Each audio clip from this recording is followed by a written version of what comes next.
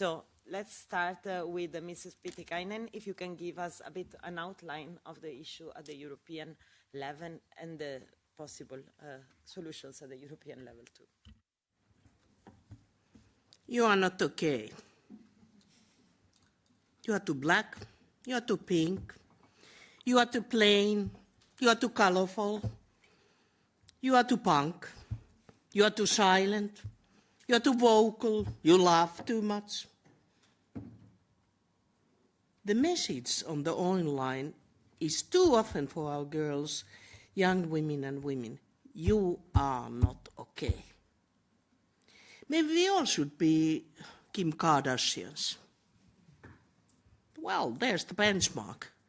A lot of out of that is missing me, in you, and in everybody out of these photoshopped images in Instagram and on this virtual reality. And this is the picture. So it is direct harassment, but it is also the picture that is given to us.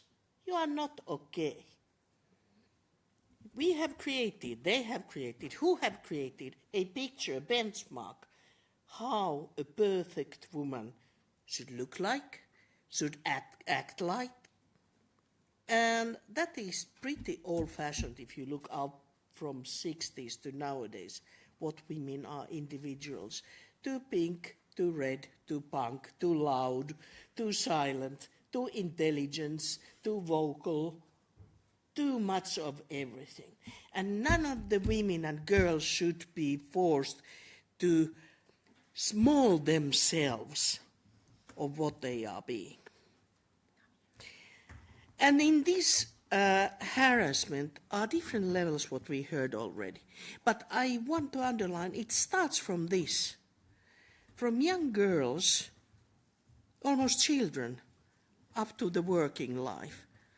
Always having the right to belittle, to intimidate, to small up people because they are not what someone else is wanting. And it can be pretty gross. And I guess all of us being in public figures have had these twisted pictures, and I wonder why they send me emails or so X messages always when I'm talking about nature conservation, that you jihadist whore should be raped by your love dirty terrorist in the public market square, and I certainly will come up on the place and look that. Well, of course, this is gross and it's violation, but who would say anything like that about the man? You would think, okay, this girl might not have all the bits and pieces in ordinary order. But this happens all over the time. It's gross, it's mocking, and it continues from the early younghood up to the working lives. And as we heard, it creates obstacles for women to be active and vocal as influencers, as activists in social NGOs or any other social society organizations, to become politicians, to have the impact. And it doesn't stop there. We have the dark web.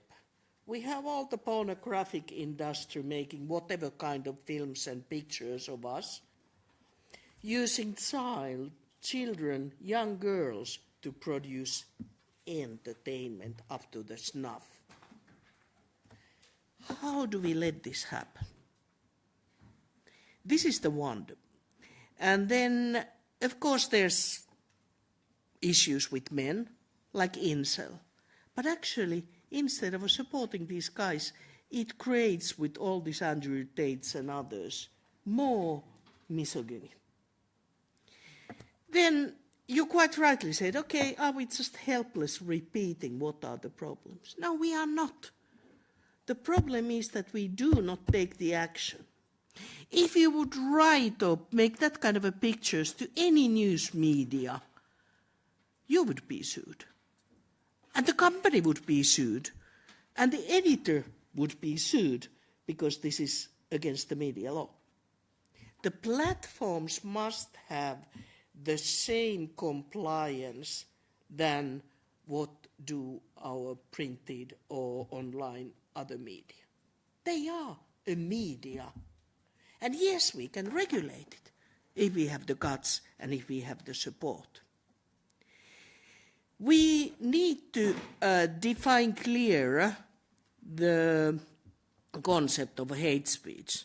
There are lots and lots of women, probably you have been doing it too, sending these messages to Facebook or X or whatever and claiming them to be hate speech. If there isn't direct sort of a telling I kill you, it's not just freedom of speech. No, this is not a hate speech. It's not your political beliefs or religious beliefs or sexual orientation. Come on, if this is not hate speech, if women are getting 10 or 100-fold of this kind of a mockery compared to men do get it too. I'm not trying to deny that. Why this is not forced upon from EU as a hate speech and to be criminalized. And yes, we had SESAM regulation, it's another story, but anyway, on the way, how you can use girls and women in made-up pornography. Freedom of speech. No, you can't do it.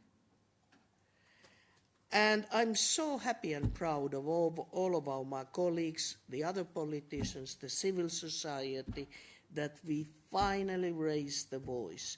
We finally put the pressure, and we finally use our tools to put end on it. And while we are there, the solutions should entail a bit of a commission funding on victim support. Did you know that the highest increase in mental health issue is among young girls? And a big part of that is related to different levels of hate speech. And not very big part of that is this kind of a really gross and violent. But it is this intimidating comparison that tells you, you are not okay. And we need to have a support structures, people, net pages and others to help to build the self-esteem of the young girls and help them and prevent them from this. And this needs and requires resources. And before having the better regulation, we should at least act on here. And we do have some very beautiful examples of that, but yet not adequate. Thank you.